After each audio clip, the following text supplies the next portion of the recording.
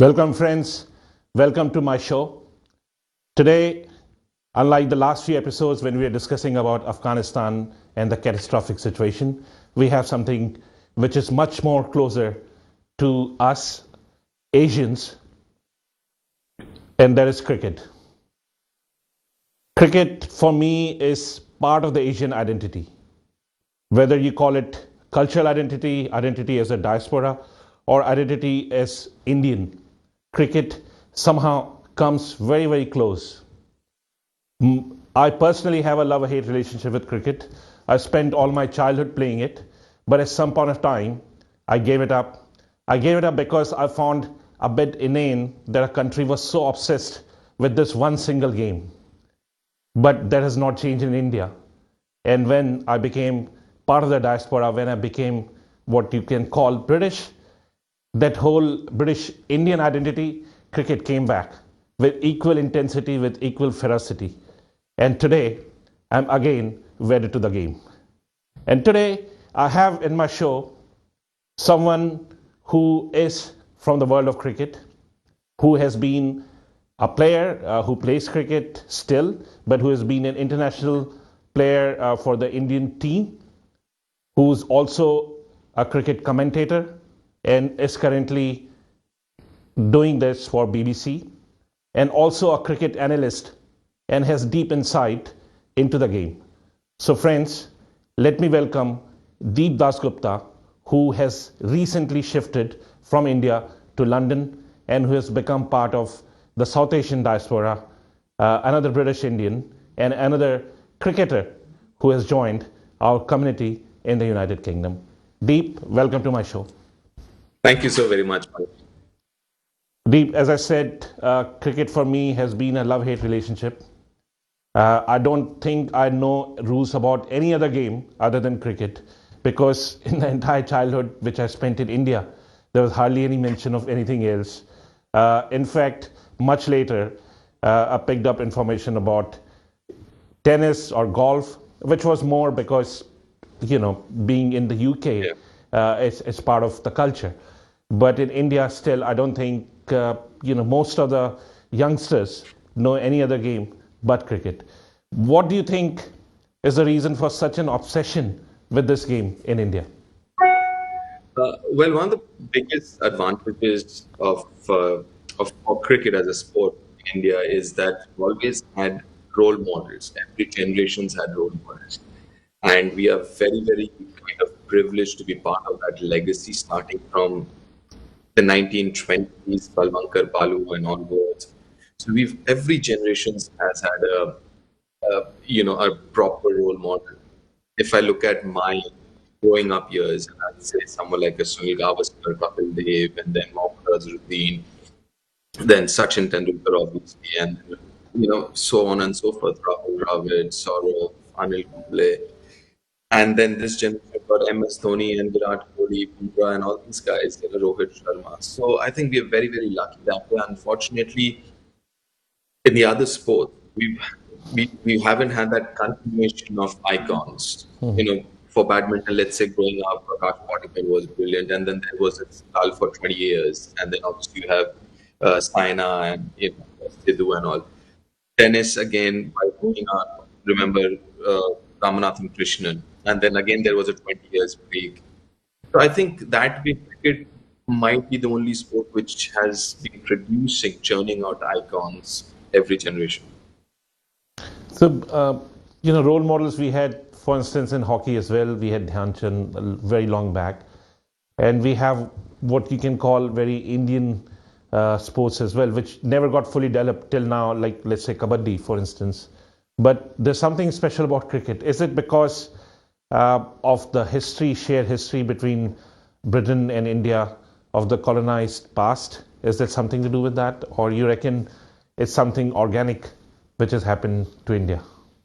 I think it's a mixture of that, obviously, of the Olympic past that we've had, and also organic to a certain extent, because obviously a lot of people have organically taken up the sport. One, obviously, as I mentioned, is that. Secondly, I think the administration has done really well as far as Mhm. cricket is concerned, promoting the game. And also, end of the day, cricket since '83, especially onwards, has been winning, has been the top team in the world. Or maybe let's say from the 70s, 75 onwards, this has been one of the top teams.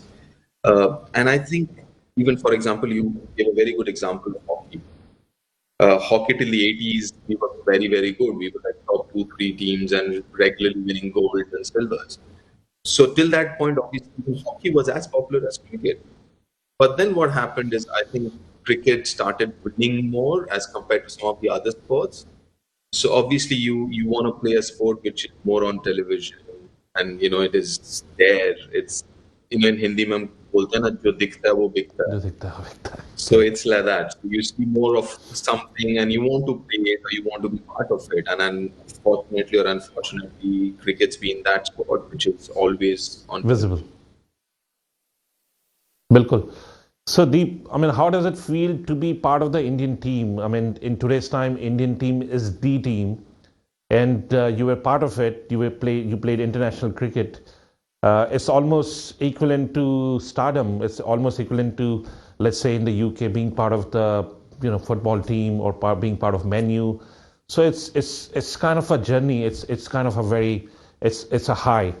And when you got selected, when you played for the Indian team, did you feel that was that a moment which redefined your life?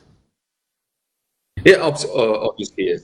I mean, since childhood, what you want to do is play for your country, and if it's cricket, even better, because I'm that '83 generation where you grew up, where everyone was talking about cricket. So, having grown up in that generation, it was absolutely brilliant, and obviously, I mean, dream come true, or still living a dream, to be honest. So, I mean, one of the biggest blessings in my life, especially professionally, because playing for your country, as you mentioned, till date, I think 80 years of Test match cricket for India, only 300 people have played for India Test match cricket, and it's just a honor to be one of those 300 over the 80 years. So Wow. yeah, I mean that's a privilege, that's an honor, but that is also a responsibility. As I mentioned about the legacy. See, also I'm part of the legacy. I have whatever little responsibility of making sure I can contribute as well. Great. And was it trying in other ways? Because you always have this constant pressure to perform. Like you scored a century, I believe in your was it in your second test? I believe you scored a century. Third test. Third test, yeah. So you scored a century, but then you can't always possibly perform in the same way, and there are lows and highs, or you constantly being on trial by the audience, and I know how unforgiving they are. Like if someone, and we see that all the time when someone goes out for in an instant from a hero, they become a villain. So I mean that's how the mindset related to sports generally is in India, and also mostly in the world. I mean, people want everyone to just perform all the time. And how did you deal with that? I mean, that kind of pressure and what it was like.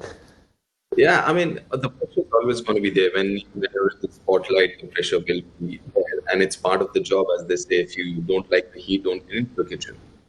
So when you're there, you know that you have to face that.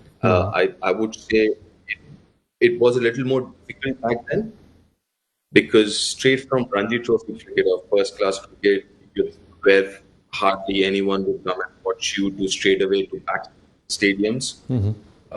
From Ranji Trophy, where only maybe you'll be covered by the vernacular paper to the front pages or the headlines of the all national newspapers or news channels and other. So I think at that point in time, pre-IPL, it was kind of the jump was a little difficult to understand. But obviously, with IPL coming in, a lot of these guys, I mean, bridge the gap between first class cricket and international cricket. So if you're playing IPL, so before you play international cricket, you have a taste of international cricket, the pressures of it, the spotlight, and everything else. So IPL in a big way has helped people to make that transition a lot easier. So did you play IPL first, or did you go into the Test cricket? What was your journey like? So straight away Test cricket. I mean, I made my debut in 2001. That was pre-IPL. So It was I pre-IPL, had, correct? yeah. So I've actually managed IPL side for 3 years. So the interesting part is, as far as I'm concerned, with cricket, apart from being a groundsman, I've been everything. I've been chairman of selection committee. I've run a cricket team. Obviously, I've played. I've coached. So apart from making a pitch, I think I've done almost everything that has to be done or is part of the sport. So, Deep, like you have a very interesting journey in terms of you were born in Delhi and then you moved to the city of joy, Kolkata, which was also because your parents came, you come from a Bengali household. And then eventually you've decided to move to London. So, what is this about? I mean, what is this journey about? And why London? Well, okay. From Delhi to Calcutta was kind of an accident. It was a pleasant accident. I moved to Calcutta when I was 17 and suddenly felt like home. And I've been coming to UK since 98. While my playing career would come here and play the summer here, and then and I've got family here, and somehow England feels home as well. I mean, I'm extremely comfortable. I mean, very nice people. The weather is nice. Everything. I mean, a lot. I mean, opportunity as well. So there is. I mean, it always felt like home to me. And when obviously got an opportunity, and especially this pandemic, obviously threw up. The good thing is, obviously with the pandemic, there was a lot of crisis, and every one of us, well, we went through a lot of lows and stuff. But if you keep your ears to the ground, कहते हैं ना अगर दरवाजा बंद होता है तो एक और खुल जाता है. Correct. So you have to be very, very aware of the other opportunities. So few closed down, few opened as well. So if you're aware of it, yeah, you take that opportunity. Brilliant. So, I mean, you're not the only one who feels London is home. There are a lot of us, and equally, I believe there are a lot of cricketers from India who spend their time between London and India. So, I believe you have joined that club now, and welcome to London. Welcome to UK Thank you.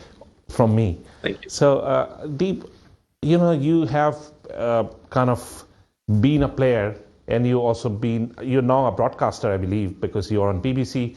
So, what is your natural choice? Deep Dasgupta, the cricketer, or Deep Dasgupta, the broadcaster, the commentator, the analyst? What do you feel most comfortable with? I'll be honest. I mean, if Deep Dasgupta, the cricketer, hadn't happened, the Deep Dasgupta, the broadcaster, wouldn't have happened. So I am what I am, who I am, because of the sport and the fact that I played the sport. So, and also, I mean, even going back, I mean, to be honest, I'd say this to everyone: it's the best job in the world. All my life, as you mentioned for yourself as well, you played the sport. We have all played the sport, and now I travel the world, get paid to watch the sport and talk about the sport. I would talk about the sport any which way. So now I get paid for it and sit in an AC room in a 40-degree heat or whatever, and travel and also spend time with your heroes, like Mr. Gavaskar or Kapil Paji or all the other greats like a Craig Chappell or a Ian Chappell. Was I mean was talking to Mr. Holding the other day. So I mean, that's a great job that I have.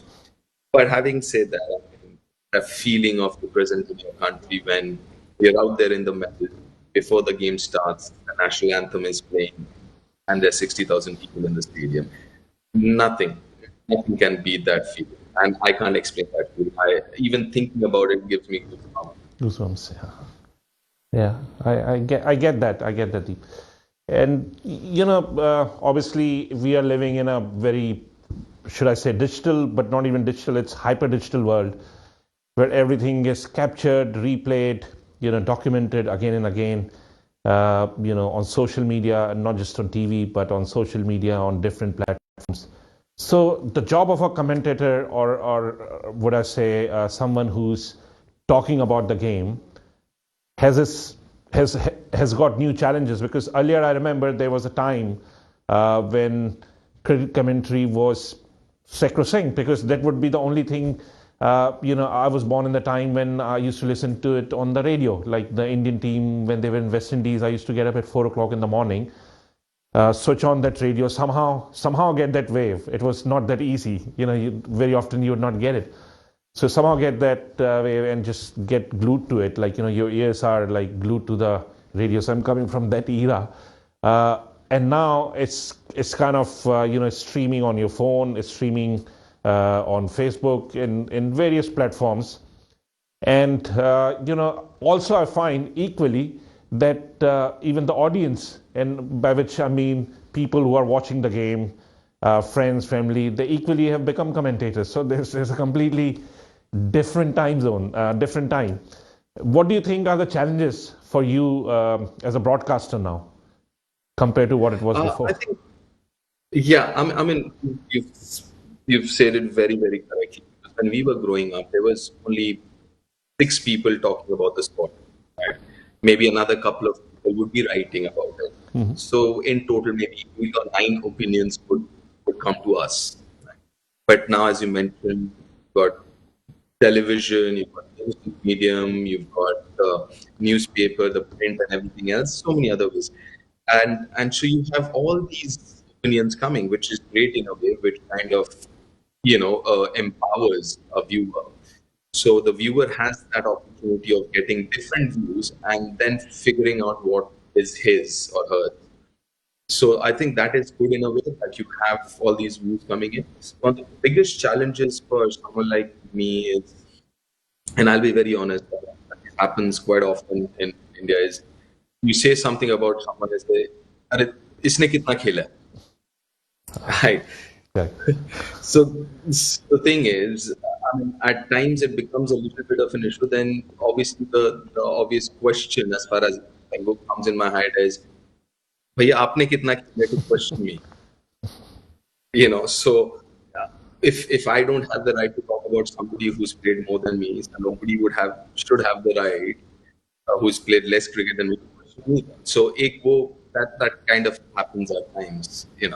Uh, so that becomes a little bit of a challenge, but obviously that will, when you keep working hard and over a period of time, you get that credibility. Because what happens is somebody who's played a lot of cricket, credibility comes naturally. If you've played 100 test matches, like it comes naturally, right? But somebody who hasn't played a lot of cricket as compared to some of the others, then it takes a little bit of time. Then first of all, some people might say, "Acha, kitna khela hai," but then they start listening to the coach and they say, "You know what? He's talking sense."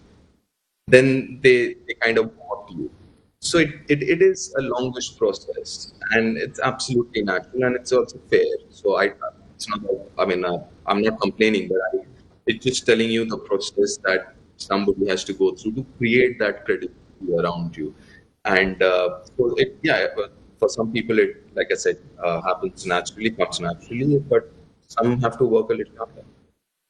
No, I 100% agree. I mean, that's like a trials and tribulations as a broadcaster, that people can question you, even people who have very little knowledge. And I do remember in my college days, the joke was that everyone wanted to be a filmmaker and everyone knows how to do cricket commentary, because people just have opinion.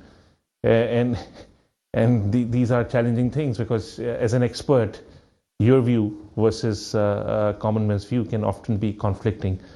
So, Deep, True. in your journey as a cricketer, what has been the most memorable event?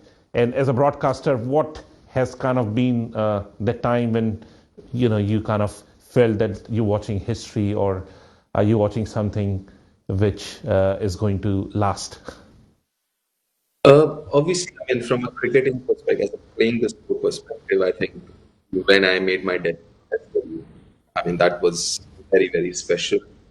Then obviously, few knocks that I've played, including the 100 that I got, obviously was very, very special. So yeah, I mean, I wish I had played a little more, obviously, like everyone else. But if I ask this question to myself as a 12, 13-year-old when I started playing cricket seriously, and I was told that I will end up like, 8 test matches, 5 ODIs, blah blah blah, and won 85, 90 first class games. Would I take it? The answer is yes. I would have taken it. So that rests that debate in terms of how much I should have.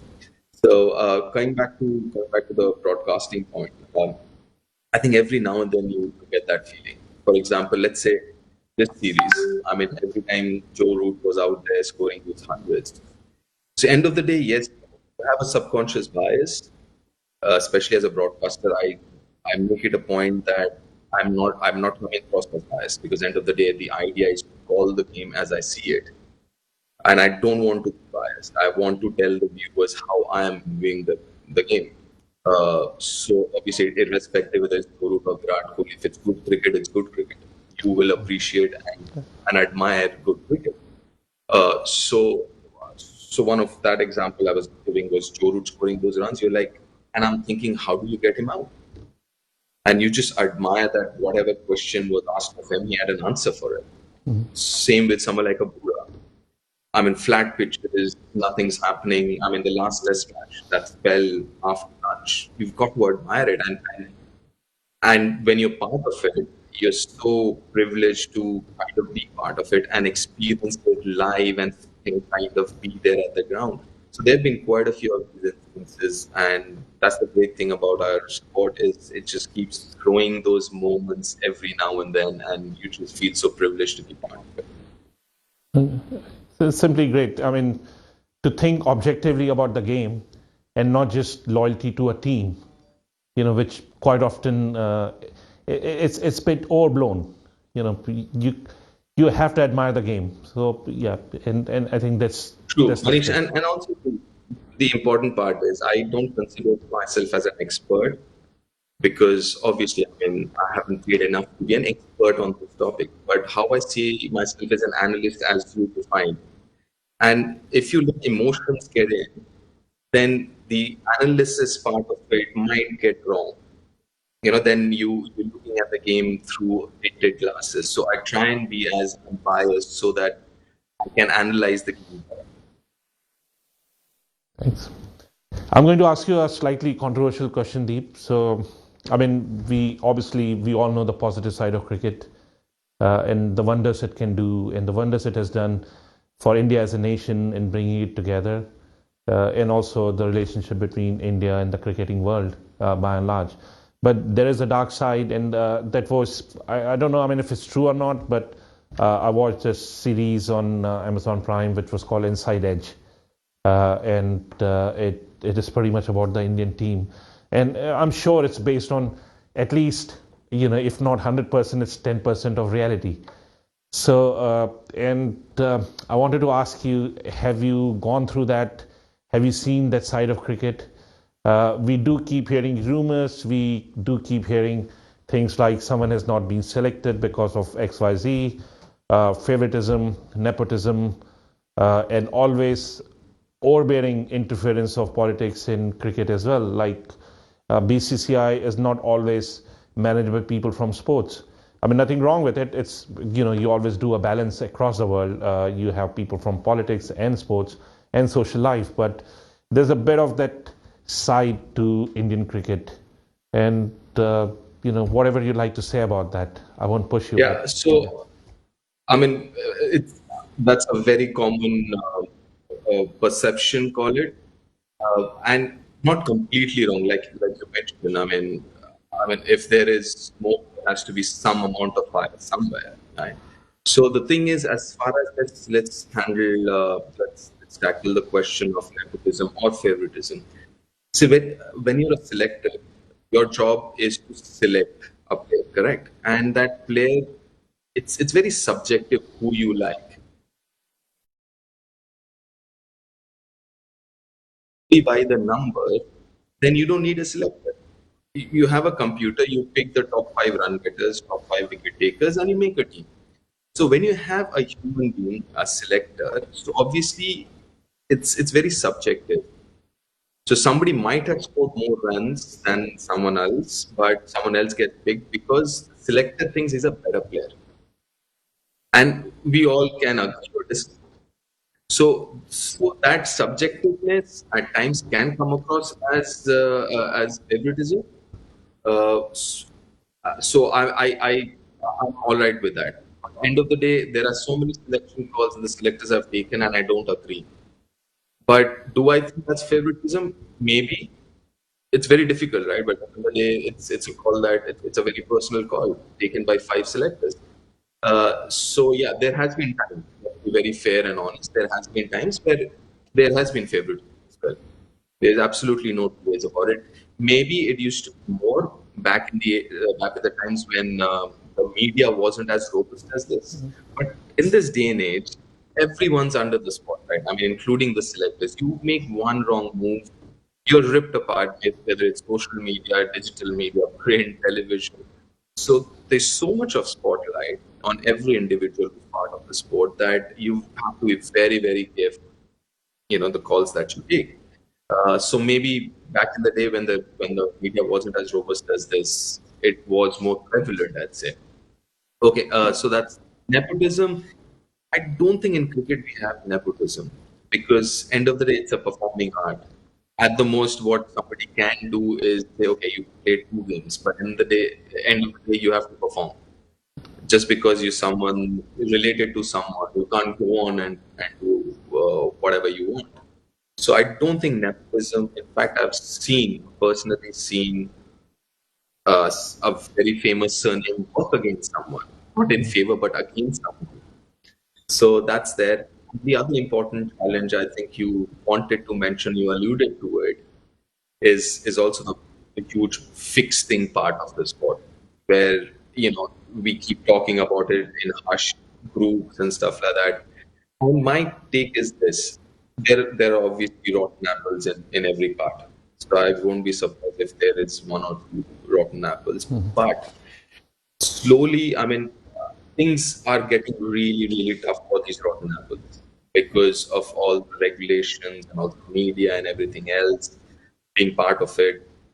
It is very, very difficult if somebody is even thinking about it. There is the anti-corruption unit, and trust me, even though they work behind the scenes, but they work quite robustly and they have a lot of reach. And ideally speaking, I've never come across it, but every now and then you feel this thing wasn't right, but it could be anything. But I can tell you this: a lot of people say, "Oh, match is fixed.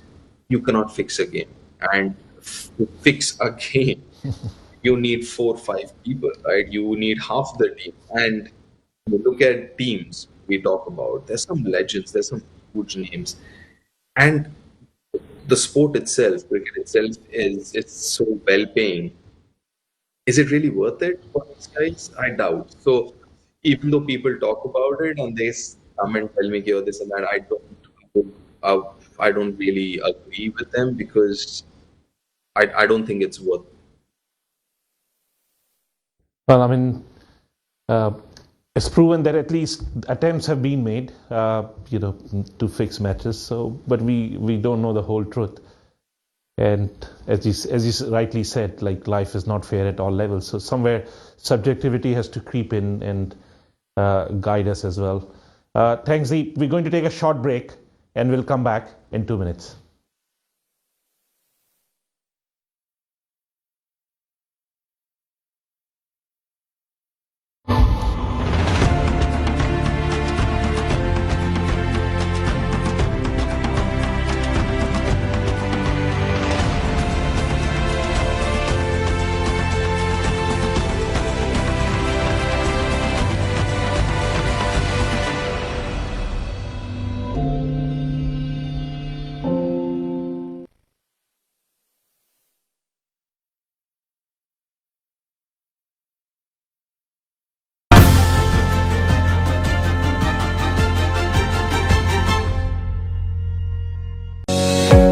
মহামারীতে সবচেয়ে ক্ষতিগ্রস্ত হয়েছে আমাদের সন্তানদের লেখাপড়া। তাই Excel tutors দিচ্ছে সবার জন্য catch up lessons. Social distance সহ কোভিড-19 এর সকল নিয়ম মেনে ইয়ার 3 থেকে এ লেভেল পর্যন্ত সায়েন্স, ম্যাথস এবং ইংলিশে চলছে ভর্তির সুযোগ। আসন সংখ্যা সীমিত। এক্সেল টিউটরস এর এক যুগ পূর্তি উপলক্ষে চলছে বিশেষ ছাড়। স্যাটস, জিসিএসই এবং এ লেভেল রেজাল্টে 100% সফলতায় এক্সেল টিউটরস।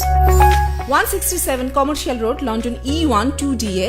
Phone 0207001111. একটি স্বপ্ন, স্বপ্নের বাড়ি।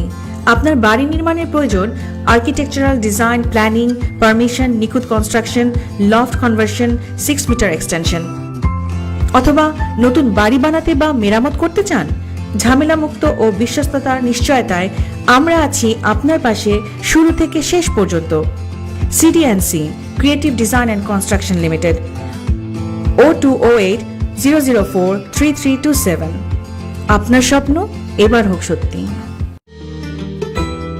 ক্রয়, বিক্রয় বা বাসা ভাড়ার কথা ভাবছেন? লিভিং প্রপার্টি আপনাদের পাশেই আছে। আমরা rent, buy and sell specialist. আপনার পছন্দের হাউস, ফ্ল্যাট কিংবা অ্যাপার্টমেন্ট খুঁজে পেতে আমাদের সাথে যোগাযোগ করুন। আমরা আপনার পছন্দ ও বাজেট অনুযায়ী প্রপার্টি খুঁজে বের করব। বিস্তারিত জানতে ভিজিট করুন www.livingproperties.co.uk। Phone 0207 247 0220।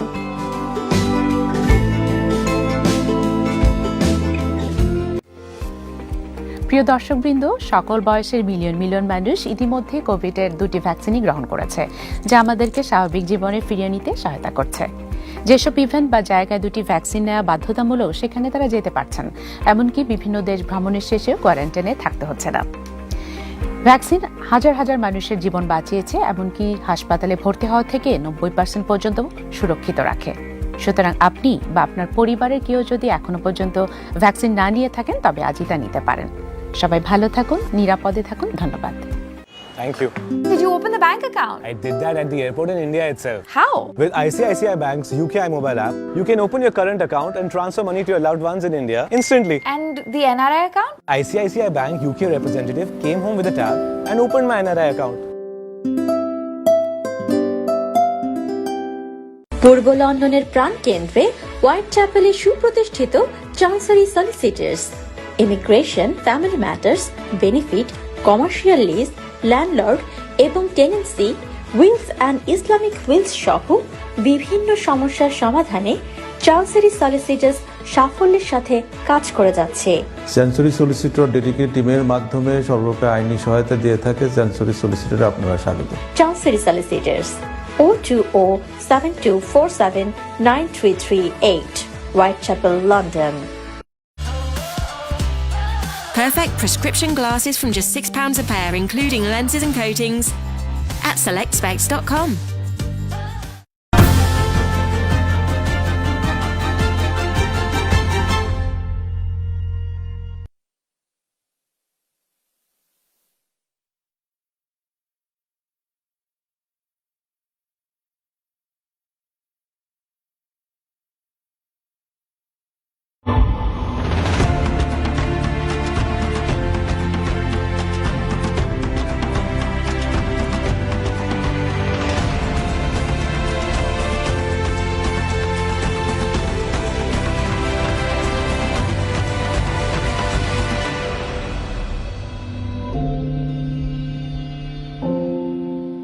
Welcome friends, welcome back to my show. We have today in the studio with us Deep Dasgupta. He's a celebrated Indian cricketer who has played for India internationally and obviously at the national level as well. Also, he's a cricket broadcaster, commentator, analyst and a coach, and wears many hats. So Deep incidentally has moved to London recently and we'll be seeing him very often. So that's a welcome addition to London diaspora. Deep, Thank you. thanks for being here. We're going to move back to what's going on right now in the cricketing world, and needless to say, there's a lot of brouhaha about the Manchester Test, which has been cancelled And I believe if the test was going on, maybe you would be doing the commentary there, so I wouldn't have got you in my show. But nevertheless, there's the current drama, and there's a blame game going on, and apparently COVID has been the reason. Howsoever, we know that Ravi Shastri was isolated before the Oval Test, but the Indian team continued to play the game and obviously won. So, I mean, it's a bit kind of, the puzzle doesn't come together. I mean, if they were playing at Oval and they were comfortably there for the 5 days, and afterwards, I believe, they didn't go out or they didn't have any other party. So why this whole kind of, and I saw some of the Indian newspapers crying hoarse over the book launch where Ravi Shastri launched his book. And actually that was the Taj Chambers launch, so where the Indian cricket team by default were invited because they were staying there. So they all happened to be there, not all, but some of them happened to be there. And then it's being blamed that that was possibly the reason that Ravi Shastri got COVID, and then this whole scare is there. But quite honestly, if you look, I mean, that was, I think, 2 days before Oval. Then there was another event which we were hosting, which was about the 1971 historic win of India. And they were like, the players had complete freedom to go as and when they wanted to. And in this country, there's no lockdown, as you know. You're free to move as well. So, I don't quite get it. Like, why? It's one thing that, yes, there might be actually cases of COVID, but why this whole scare and why the whole team is not playing? I mean, this happened in Sri Lanka. There were 3 players who got COVID, and then they managed to kind of push the game a few days forward. So it just doesn't add up. What do you think? Yeah. So the thing is, it's highly unfortunate whatever's happened, because obviously this whole series was so evenly poised and contested for over the 4 test matches that we've seen. Obviously, Manchester was going to be another really good test match. Obviously, so much of money and energy and everything, resources were put into that. So it is extremely unfortunate, and obviously people are angry. They are disappointed, so am I, that it did not go through. But the important part is the other side of the story is, and as you mentioned, that Ravi was found positive, not just him, the other 3 as well, Bharat Arun, Sridhar. But the physio was also found positive the day before the test started, Yogesh Parma, the physio. So even he was found positive. And that was kind of the straw that broke the camel's back, so to say. Because then because the thing with the players, I mean, players who are here they're here with their family. Most of them have their kids here with them as well. So I think we can understand and appreciate the players' concern. There were talks of even postponing the test match by a couple of days, but then again that would mean then everything else after that would have to be kind of postponed as well, which would mean IPL, which would mean the World Cup as well, because everything is scheduled so tightly. Within a week you start IPL, within a week of IPL finishing you start the World Cup, so everything goes back then. So from that perspective, I think, and as unfortunate as it is, but I think, and I also know that till 9 a.m. in the morning, 9:30 a.m. in the morning, there were these talks happening between the players, BCCI, ECB, trying a way out, if possible, to continue with the test match. Even there's been talks of, let's not play day 1. Let's start from day 2 and play at least 4 days of test match cricket. So there have been all these options that were weighed in, but unfortunately, it didn't happen. But is the series over? I think both the boards will come together, will get their heads together, and because India's anyways traveling next summer for the white ball series, there'll be T20 and ODIs next summer. Yeah. Maybe this will be clubbed with that as well. Could be maybe add another test match or something. I don't know, but it could happen that way. But that is one. Secondly, as you mentioned about that book launch and all, and listen, as you all know, there is no bubble here. There is no restriction, so to say. So it is very difficult to figure out where these people picked up the virus from, because people were going out for dinner and all that. But from a BCCI's point of view, also, I think when Rishabh was found positive, start of the series, I think BCCI was very categoric in letting people know that, even though there are no bubbles, there are no restrictions, but be a little careful, be aware of things like that. So again, you never know where they pick the virus from. It could have been anywhere. It could be, just the restaurant having dinner at the restaurant. Absolutely. So you don't know, because as you mentioned, I mean, guys were going out having food or whatever, or meeting people. So yeah, you don't know where they picked it up from, but unfortunately they did, and that kind of jeopardized, or rather, as we stand, this is, I'll still say postponed, but I think the official word is cancelled, isn't it? I think officially it's been cancelled. Yeah, I mean, my point was about the witch hunt. I mean, that's kind of unfortunate for anyone. I mean, one can take a view that yes, possibly they should not have done it in this manner, but to kind of go after it with some kind of repeated vengeance is doesn't look right to me. I mean, it's almost like a witch hunt and making a story out of that. So that was the point. But Fair enough. yeah, and what do you think is? How do you think the performance of Indian team was, and not just the Indian team, how the cricket was in the last 4 tests? I mean, you've seen all the action for India. Obviously, London, both Lords and Oval were excellent games. They won the games. In fact, both the games had U-turns. So they started on a shaky ground, and eventually they turned it around. So what do you think? What kind of cricket was happening?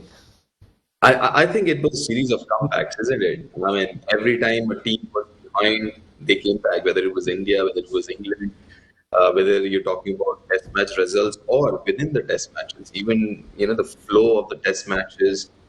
I mean, it was so interesting. I mean, every time one of the teams were behind in the test match, they would bounce back.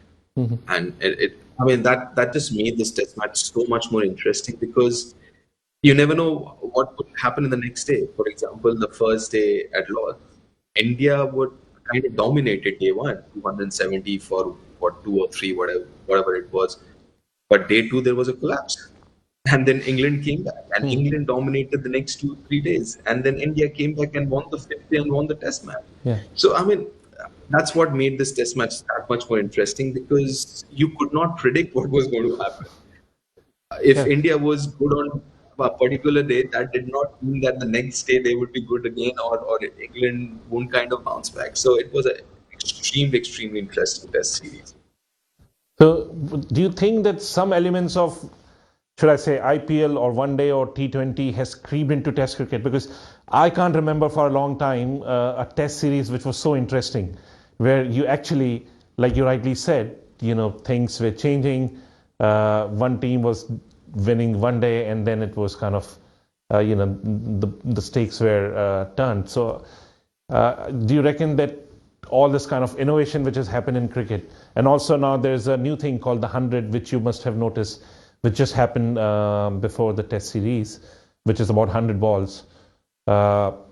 Also for me personally, I never saw it, because initially whenever we've gone to see Indian teams, it was always too many Indian supporters, to the extent that Mike Getting once said that this is like when India comes to England, it's like they're playing in front of home crowd. It's almost that kind of scenario, because there are too many Indians in the stands. You can't hear the English voices, you can't hear the English cheer. But this was, again, a very different thing, because this time, every single test, I could see that there was balance. In fact, there were more English audiences. So there were a lot of things which have changed. And what's your observation? Yeah, I mean, I think you correctly mentioned the fact that T20 has made Test cricket that much more interesting. I can't remember the last time I saw a draw in a Test match which wasn't affected by weather. Nowadays, you only get draws when there is weather interference. Otherwise, you don't get draws. So that has kind of got to a great extent. To a great extent is because of T20 cricket, because players they want to play more shots. So you don't have those dead days also nowadays. Because the game's moving rather quickly, and as a viewer, you're also glued in because the game's moving quick. So you don't have those sessions where you score only 40 runs, no wicket. Either there'll be wickets. If there's no wickets, then they'll be scoring runs. So something will always be happening, and that is to a great extent because of T20 cricket, and now, as you mentioned, the 100. That has made test match cricket more interesting. Another very, very important point is we keep talking about test match dying and all that. I mean, listen, there's been 6 test matches this summer in England, and all 6 test matches, every day was a sold out. Correct. So the reality on ground is totally different what the perceptions are, especially in this country I'm talking about. I mean, we keep talking about test match cricket dying, but every day of the 6 test matches that have been played this summer in England has been houseful. So this is almost the revival of test cricket to me. So absolutely. Another question, slightly controversial again, and this is about BCCI. So BCCI has become the behemoth, the big organization which controls the world of cricket. And I personally feel, in spite of being Indian, I feel that it's slightly not fair, and it's not in the best interest of cricket, because the speculation is that Manchester Test was actually called off because BCCI didn't want to jeopardize players who might want to play in, or who are going to play in IPL. Also, BCCI is almost, in many ways, pushing the other cricket boards, including the ECB, to toe its line. So I'm sure you don't want to say against something against BCCI. No, but Manish, let me put it this way. Okay, before the series started, when they were planning the schedule for the series, the BCCI actually asked ECB if they can start a little early. And ECB said no, because that would coincide with the 100. Yeah. So now, it's unfair, isn't it? So it could have very well be played a few days earlier. The whole series could have started earlier, but ECB, and rightly so. Again, there's nothing against ECB, because 100 is something new that ECB has invested a lot of energy, resources, and money into. So it's absolutely fine from ECB's point of view that they said, we don't want these two things to clash, which is absolutely fine. So if BCCI is protecting IPL, I think it's also fair then. If ECB protecting 100 is fair, so BCCI protecting IPL is also fair. So I don't understand that argument that a lot of people are coming up with. And listen, did the English player not come back from South Africa because of COVID? Yeah. Right? Okay. So, we've got to understand, as much as playing the sport is important, because it's more than a sport, it's an industry now. Yeah. So a lot of people are involved in this industry. But end of the day, you also have to remember the human side of it. There are players we are talking about, players with, and listen, this bubble, I've been part of 4 bubbles now, right? It is not easy. And all these players, including the English players, I think the English players started getting into the bubble rather early. I'm talking about 2020 June. I think the English players got into a bubble. So this bubble life is not easy, because when you get into a bubble, it's like the hotel room to the ground and back to the hotel, and you have access to nothing else and no one else. So it can be extremely tiring. And these are extraordinary times. I think we also have to remember that as much as we want to watch the game and we want our side of things to be absolutely fine, but we got to remember that players also need to be taken care of. And again, I think it's only fair. While I do understand why the English players came back from South Africa, because obviously it's scary, because the COVID is, everyone has family, they have kids, they have parents. So you understand that. So I think we should understand this the call taken by the Indian cricketers as well. Then. Fair enough. Well answered, Deep. Coming back to the team, current team, I was at that event, and Lord Archer, or he's not a Lord anymore, but Jeffrey Archer, the famous writer, he came and he presented a book to Ashwin, and he had this very pertinent question which he asked many people, that why is Ashwin not playing in Oval? It doesn't matter now since India has won the game, but what do you think was going on there? I mean, even during the commentary which I was watching on Sky, they kept bringing this up, that India should have played Ashwin. This was a certain kind of pitch where spin would have. What's your view? What do you think? So I thought that Ashwin should have played as well, and I'll be honest. I mean, I was from I think even the first Test match, because we're talking about somebody who's got 413 or something like that, 414 wickets, and 500s as well, 5 Test hundreds. So we are not talking about just another player. We're talking about a modern day legend, so to say. I thought he should have played from even Nottingham. I don't think the Nottingham pitch was green or a green top where you couldn't have gone with Ashwin. But I believe that the Indian team wanted to have a certain combination, which meant 4 seamers, and that was that, because again, for me, the competition or the choice was not between Jadeja or Ashwin. Jadeja was always going to play for me, because you're looking at Jadeja more as a batter who can bowl. So it was more of a tactical and a strategic call to say whether you want to go in with 4 seamers or 3 seamers plus 1 seamer. And then plus you have Jadeja as the all-rounder or a batter who can bowl. So, that was more of a tactical call, and I think the Indian team went with that call of 4 seamers rather than 3 plus 1, which ideally I would have gone for. That's what it is. But it in the end, it also has paid off, because in the last Test match, for argument's sake, it would have been either Shardul or him. It wasn't going to be the seamers, right? So either it was going to be Ashwin or Shardul. And for me, I think Shardul was the man of the match. Yeah, I completely agree. I think they gave man of the match to Rohit Sharma, but he deserved it as well. But Shardul truly was the one who, on every front, including both the first innings and second innings, he made a huge difference. If it was not for his second innings, I don't think India would have really won. So, absolutely.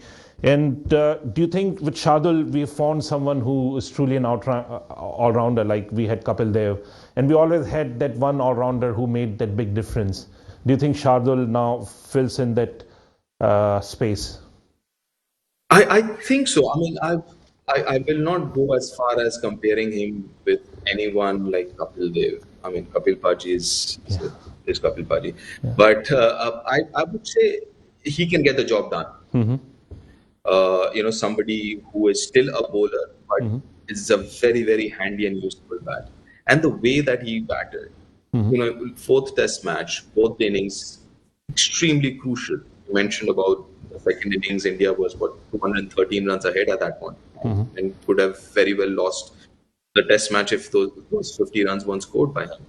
Even the first innings, India wouldn't have gone to 190 if he hadn't got that 50. India would have been bundled for 130, then would have been, the heading story all over again. Yeah. So he's an extremely handy bat, and the way he batted in different situations. In the first innings, he was batting with the bowlers, so he had to change his tactics, and he had to play differently, be more attacking. Second innings, he played like a proper batter because he was batting with Rishabh. So, he's shown that he's got different gears. He understands the game. His game awareness is very good. So I think he can get that job done. And obviously he's a good bowler. At the end of the day, he's a bowler. So yes, in the absence of someone like Hardik, who I don't know how much of the cricket is he going to go on and play, you have someone like Shardul who can do that job. So, Deep, we're coming towards the end of the show. I wanted to ask you, the Indian team which has just been announced for the T20 World Cup, What do you think of that? Do you have any particular strong view on any player who has been selected or omitted? Do you think it's a good? No, I think, Manish, it's a good side. And when you look at that side, because of the number of spinners, that just tells me that the pitches that are going to be there for the World Cup, at least the selectors are looking at tired pitches, as in pitches which will turn, which will help the spinners, because you've got quite a few spinners there. And as far as seamers are concerned, they've only picked 3 seamer and obviously 1 all-rounder. So that's a very interesting way to look at it. So if that's the case, then I'm happy to see Ashwin there. Because last couple of years his performance in T20 obviously hasn't played an international T20, but in the IPL the last couple of editions he's been wonderful. And in interesting T20 cricket, I would actually call him a spinner. I wouldn't call him an off spinner. Okay. Because the number of varieties that he has, and he holds in T20, the knuckleball, the leg spin, the googly, then his obviously the official or his stock ball, which is off spin. So I mean, he's got all these varieties, and it's been very, very good in last 2 T20 editions of IPL. So I think that's a good call, and I don't think there are any other misses, so to say, which raise eyebrows and all. I think it's a perfectly good squad. It'll be interesting again whether the pitchers are actually going to be tired and they will assist the spinners or not. But looking at that squad, I think that's what the selectors are looking at. This is a good squad.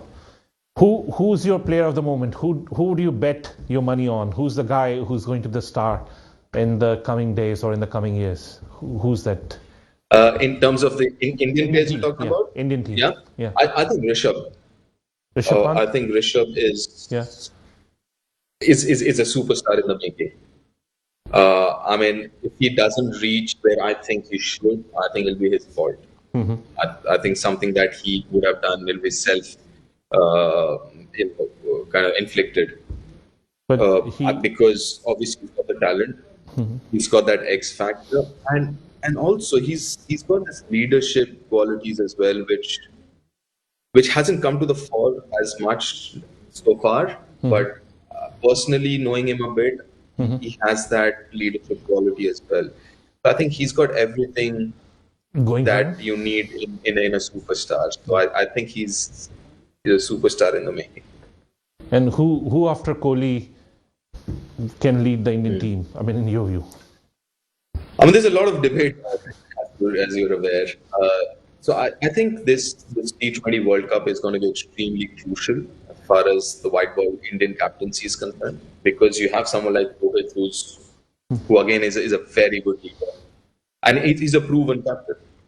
I know even at international level, every time he's captain India's won. So he's a proven leader at every level that you can think of. So you have a very, very good option in Rohit. So I think this World Cup is going to be very, very important as far as the Test match cricket. I think Virat hasn't done anything wrong. I mean, India's won. India's been number one team for last 4-5 years. Yes, they haven't won the World Test Championship finals, but apart from that, let's say where this series stands as of now, India's ahead. They have defeated Australia recently in Australia. Not too many Indian teams have done that in the past, or not too many captains can boast of that. So, I think as far as Test captaincy is concerned, I think India's done well. So, Deep, coming back to you, what are your future plans? How's your family finding living in Britain? I think we're starting to settle down now. The kids are going to school. Do they like it here? Finding up. Yeah. Don't they miss the? Sorry. Don't they miss the help and all the support system which you have in India? Not really as much, because we've always been like this. Even back we were in India. Obviously, we had help, but we were kind of self-sufficient more often than not, more than some of the others. I mean, obviously, the biggest miss, I guess, is a chauffeur. especially going to school and all that. So yeah, but they're kind of self-sufficient. I mean, my wife has done a fantastic job. I've been an absent parent mostly, but my wife's done a great job of making sure that the kids are self-sufficient. Self-reliant. And Brilliant. yeah, so we're settling down all right. And let's see how it goes in the future. Yeah, I mean, obviously I've got friends like you, so I know I'm in good hands. So the last question, what are your future plans? What's next? Are you writing a book? Are you writing a memoir? Is there anything like that? No, book-wise, not really, but I have some plans. I've been thinking about it, especially during the pandemic. You have enough time to think about this. So maybe down the line, yes. But as of now, off to Dubai for a couple of months for IPL and then the World Cup. And then, yeah, that's that. After that, we'll see. We'll take it up from there. Then. So Deep, look forward to meeting you in London again once you're back from IPL, and wish you a great success with your new career. Hope to see you again. Hope to get you again on my show. This time was too short. I had a lot many more questions, but thank you again, and it was a pleasure to have you on my show. Pleasure is mine, Manish. Thank you so very much for having me over. Thank you, and I'll see you soon. Thank you.